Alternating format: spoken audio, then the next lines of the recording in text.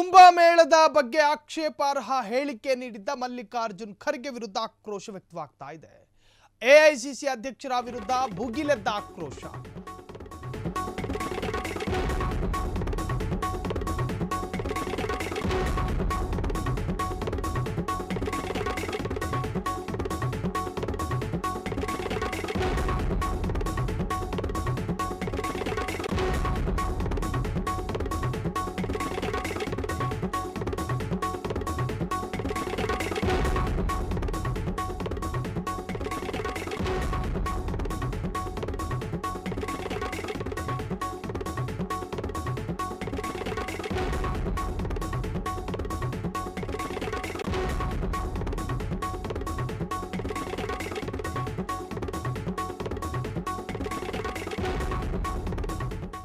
ಕುಂಭಮೇಳದಲ್ಲಿ ಎಲ್ಲ ಪಕ್ಷದ ನಾಯಕರು ಕೂಡ ಕಾಣಿಸಿಕೊಂಡು ತ್ರಿವೇಣಿ ಸಂಗಮದಲ್ಲಿ ತೀರ್ಥ ಸ್ನಾನ ಮಾಡುವುದರ ಮುಖಾಂತರ ತಮ್ಮ ಆಚರಣೆಯ ಸಂಕೇತವನ್ನು ವ್ಯಕ್ತಪಡಿಸಿದ್ರು ನಾನಾ ರಾಜಕೀಯ ಮುಖಂಡರು.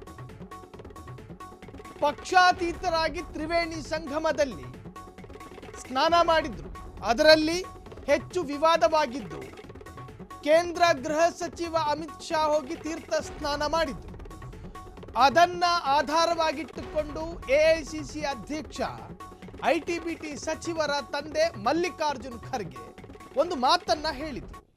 ಅದು ಕರ್ನಾಟಕದಲ್ಲಿ ಅಲ್ಲ, ಬೇರೆ ರಾಜ್ಯದಲ್ಲಿ ಭಾಷಣ ಮಾಡುವ ಸಂದರ್ಭ. ತೀರ್ಥ ಸ್ನಾನ ಮಾಡೋದ್ರಿಂದ ಬಡತನ ನಿರ್ಮೂಲನೆ ಆಗುತ್ತೇನು? ತೀರ್ಥ ಸ್ನಾನ ಮಾಡೋದ್ರಿಂದ ನಿರುದ್ಯೋಗ ಸಮಸ್ಯೆ ಕಡಿಮೆಯಾಗುತ್ತಾ? ಹಗುರವಾಗಿ ಮಾತನಾಡಿದರು ಕುಂಭಮೇಳದ ತೀರ್ಥ ಸ್ನಾನದ ಬಗ್ಗೆ. ತೀರ್ಥ ಸ್ನಾನ ಮಾಡೋದ್ರಿಂದ ಬಡತನ ನೀಗುತ್ತಾ ಎಂದಿದ್ದ ಖರ್ಗೆ ಪುಣ್ಯ ಸ್ಥಳದ ಬಗ್ಗೆ ಹಗುರವಾಗಿ ಮಾತಾಡಿದ್ದ ಮಲ್ಲಿಕಾರ್ಜುನ್ ಖರ್ಗೆ ಹೇಳಿದಂತಹ ಹೇಳಿಕೆ ರಾಜಕೀಯವಾಗಿ ತಿರುವನ್ನ ಪಡೆದುಕೊಳ್ತು. ಡಿಕೆ ಶಿವಕುಮಾರ್ ಕೂಡ ಸ್ನಾನ ಮಾಡಿ ಬಂದಿದ್ದಾರೆ. ಅದರ ಅರ್ಥ ಏನು? ರಾಜ್ಯದ ಬಡತನ ನಿರ್ಮೂಲನೆ ಆಗುತ್ತಾ? ಎಐಸಿಸಿ ಅಧ್ಯಕ್ಷರಾಗಿ ಮಾತನಾಡುವಾಗ ಜವಾಬ್ದಾರಿಯುತವಾಗಿ ಮಾತನಾಡಬೇಕು. ಒಂದು ಧರ್ಮದ ಧಾರ್ಮಿಕ ಭಾವನೆಗೆ ಧಕ್ಕೆ ಉಂಟಾಗುತ್ತೋ ಇಲ್ಲವೋ, ಅದರಿಂದ ಆಗುವಂತಹ ಸಾಧಕ ಬಾಧಕ, ಅನುಕೂಲ ಅನಾನುಕೂಲ, ಅಪಾಯ ಇವೆಲ್ಲವನ್ನು ಕೂಡ ಮನದಟ್ಟು ಮಾಡ್ಕೊಂಡೇ ಮಾತನಾಡಬೇಕು. ಬಾಯಿ ಇದೆ, ಮಾತನಾಡ್ಬೋದು, ನಾನೊಬ್ಬ ಅಧ್ಯಕ್ಷ, ಅದ್ಯಾವುದು ವರ್ಕೌಟ್ ಆಗಲ್ಲ. ಪೇಜಾವರ ಮಠದ ವಿಶ್ವ ಪ್ರಸನ್ನ ತೀರ್ಥ ಸ್ವಾಮೀಜಿ ಈಗ ಕಿಡಿಕಾರಿದ್ದಾರೆ. ಕುಂಭಮೇಳದ ಬಗ್ಗೆ ಮಾತನಾಡುವವರು ಅವಿವೇಕಿಗಳು. ಅವಿವೇಕಿ ಅಂದರೆ ವಿವೇಚನೆ ಕಳ್ಕೊಂಡವರು ಅಂತ. ವಿವೇಚನೆ ಇರುವವರು ಹಾಗೆ ಮಾತನಾಡೋದಿಲ್ಲ. ವಿವೇಚನೆ ಇಲ್ಲದವರನ್ನ ಅವಿವೇಕಿಗಳು ಅಂತ ಕರೀತಾರೆ.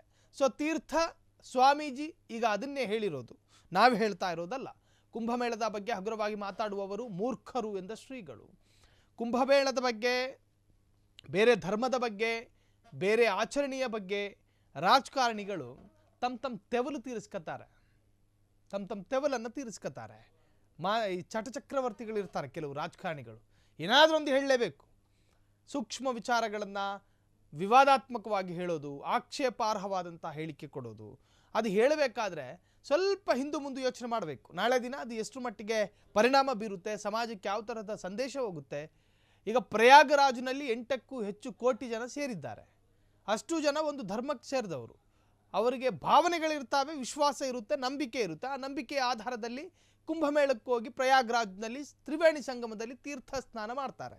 ಗಂಗೆಯಲ್ಲಿ ಮಿಂದೆದ್ದು ತಮ್ಮ ಪಾಪ ಕರ್ಮಗಳನ್ನು ನೀಗಿಸುತ್ತೆ ಅಥವಾ ಅದು ಪರಿಹಾರ ಆಗುತ್ತೆ ಅನ್ನೋ ನಂಬಿಕೆ ಅದು. ಆ ನಂಬಿಕೆ ಅವರವರ ನಂಬಿಕೆ, ಅವರವರಿಗೆ ದೊಡ್ಡದು. ಅದರ ಬಗ್ಗೆ ಎಲ್ಲ ಮಾತನಾಡೋದಕ್ಕೆ ಹೋಗಬಾರ್ದು ರಾಜಕಾರಣಿ. ಹಾಗಾಗಿ ಶ್ರೀಗಳು ಈಗ ಕಿವಿ ಹಿಂಡುವಂಥ ಕೆಲಸ ಮಾಡಿದ್ದಾರೆ.